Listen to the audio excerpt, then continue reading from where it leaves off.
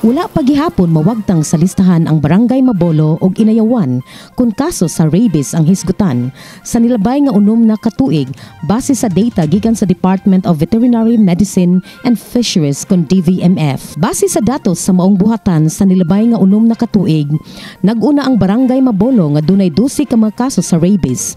Gisundan sa Barangay Inayawan nga dunay 11 ka kaso ug ikatulo ang Barangay Guadalupe nga may unom ka kaso.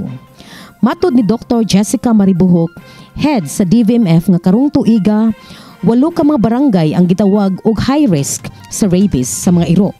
Kini mao ang Barangay Guadalupe, Inayawan, Pitos, Kinasangan, Lahog, Tisa, Tejero ug Punta Princesa.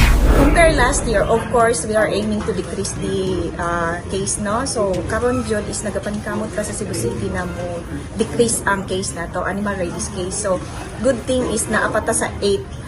But we are aiming to decrease pa jud ani for the next year. So, sa karon is naatay 8 ka barangays na confirmed with positive of animal rabies.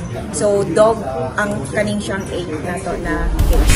Aron makabot ang target sa DVMF nga mumenos ang kaso sa rabies, mao nga 70 ngadto sa 80% sa mga iro dinhi sa syudad ang gikinahanglan gyud nga mabakunahan. In what way? Dili ta mo balingin ana na barangay or kana na sitio kung wala ta nahuman og bakuna. So mao na mga strategy. Gawas sa anti-rabies vaccine, mitanyag sab og libreng deworming, ligation, vitamin supplementation, pet consultation ug microchipping ang DVMF.